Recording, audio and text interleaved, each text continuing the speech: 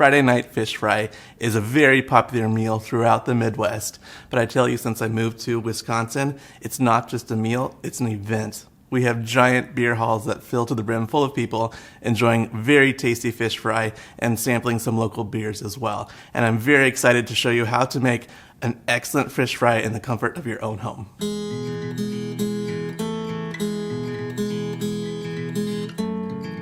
So without further ado, let me start talking about fish. In front of me I have 3 different varieties, just as an example. Any kind of sturdy white fish will do. This one here is cod. Cod is very popular and actually is served across the United States. This is catfish. Catfish was one of my grandmother's favorites from back home. But this recipe, which comes to us from Carolyn Turner in Nevada, actually uses walleye. And I particularly like using walleye because it can be fished here locally, so it's very easy for me to get fresh walleye, and I like that. One of the reasons I love this recipe from Carolyn is that it is simple and straightforward. It uses basic ingredients, yet it still produces a beautifully crispy fish with a light crust, and I just love it. So to a shallow bowl, I'm going to start by adding my batter ingredients. I've got some flour, I've got some lemon pepper seasoning, and then I have some baking powder. Now this is one of the 3 major secrets to getting a very beautiful crispy fish fry. This is baking powder, and adding baking powder to your batter will allow the batter to puff up once it hits the hot oil, and it will produce a light crust. Next is some garlic salt, and after that, a little bit of dried parsley flakes. And I'm just going to whisk this all together to make sure everything is evenly distributed. And now I'm going to move on to my wet ingredients, which is actually just water and oil. Now, one of the other secrets, the second one to getting a great crispy fish, is to use ice cold water. So I have some ice water here. I don't actually want the ice in my batter though, so I'm going to strain it out. If you have ice cubes in your batter, when it hits the hot oil, it will bubble tremendously, and I want to avoid that. So to my ice water here, I'm going to add some canola oil, and I'm just going to slowly whisk this into my dry ingredients, just until it's mixed. Now that I have my batter complete, it's time to coat and fry the fish.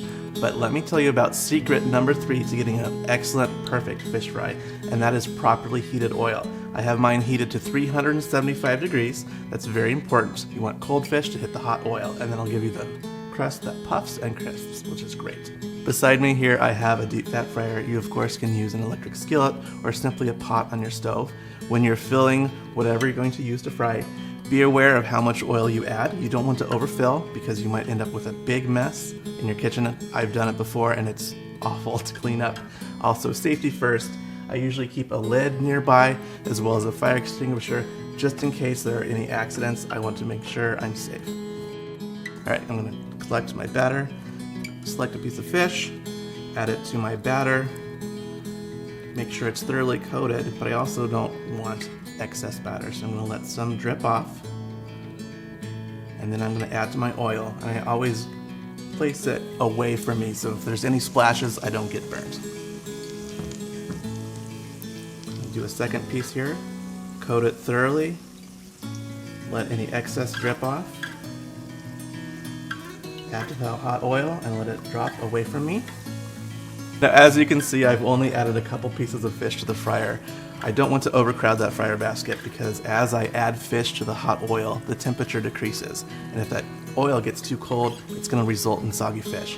The fish will fry for about 5 to 7 minutes per side until it's golden brown and flakes easily with a fork. These are done, so I'm going to remove them from the hot oil and drain them on a tray with some paper towel right here. And then, just because, I'm going to sprinkle them with a little bit of salt for some extra flavor. And now I'm going to keep frying. I am almost done frying here. One thing I actually neglected to mention earlier is that I removed the skin and all the bones from my beautiful fillets here.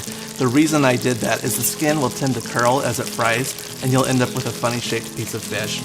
So that's why I removed the skin. You can also just ask your fishmonger to do that for you if you don't want to remove it yourself.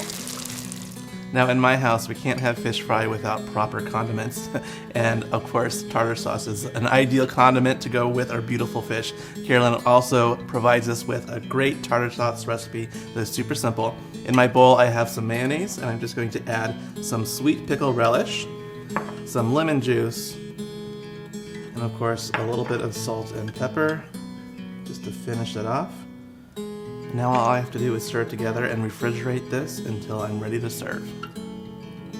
So what do I serve with my beautiful crispy golden fish? Well, in my house we have to have french fries. Coleslaw is also a classic accompaniment, and since I had the fryer out, might as well make hush puppies too.